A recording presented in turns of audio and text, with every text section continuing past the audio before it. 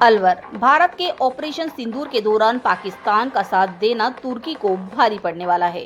अलवर व अन्य जिलों में तुर्की के सामानों का बहिष्कार करने का निर्णय लिया गया। तुर्की से आने वाला सेब अब अलवर फल सब्जी मंडी में नहीं बिक सकेगा। फल कारोबारियों का कहना है कि तुर्की के सेब के बजाय अब कश्मीर व साउथ अफ्रीका के सेब की आपूर्ति करेंगे। अलवर में भी तुर्की का सेब बड़ी मात्रा में बिक्री को लाता था, लेकिन अब फल कारोबारियों ने तुर्की का सेब नहीं बेचने का निर्णय लिया है। फल मंडी यूनियन के महासचिव सौरभ कालरा ने हमारे संवाददाता को बताया कि प्रदेश में मार्च से जून के अंत तक हर दिन 15 टन से ज्यादा तुर्की का सेब आता है।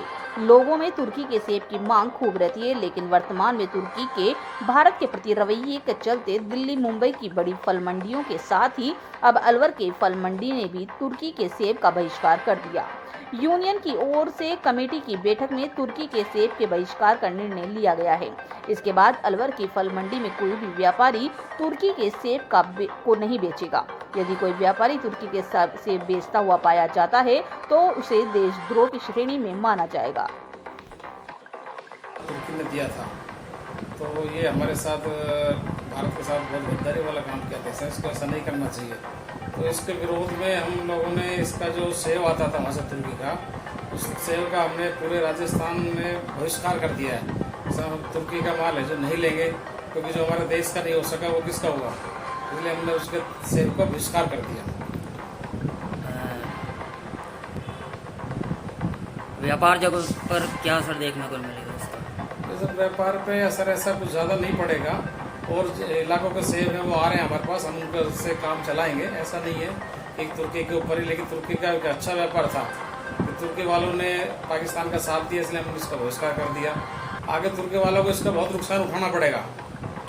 तुर्की के अलावा भी और कहाँ से सेब आ रहे हैं? तुर्की के अलावा इधर उत्तर कोरिया से आ रहा है, और भी है, कोल्ड स्टोरों में रखा हुआ है, वो भी माल आ रहा है, तो उससे हमारी पूर्ति हो जाती है। ऐसी कोई दिक्कत वाली बात नहीं है। पिछले दिनों हमने देखा कि पाकिस्तान ने अपनी बेशर्मी वाली हरकतें करके हमारे देश के अंदर घुसकर बेकसूर लोगों को जिस प्रकार से आतंकवादियों के जरिए मौत के घाट उतारा, और उसका अंजाम उसको ऑपरेशन सिंदूर के माध्यम से इस प्रकार भुगतना पड़ा कि हमारे देश की सशस्त्र सीमा बलों ने और वायुसेना ने मुख्य रूप से उनके देश में घुसकर उनके ठिकानों को नस्तनाबूद किया, उनको उनकी औकात याद दिलाई, और उसका परिणाम ये हुआ कि विश्व के अंदर एक अघोषित भारत पाकिस्तान युद्ध की स्थिति क्रिएट हो गई, और 4 दिन के अंदर भारत ने पाकिस्तान को घुटनों पे लाके रख दिया।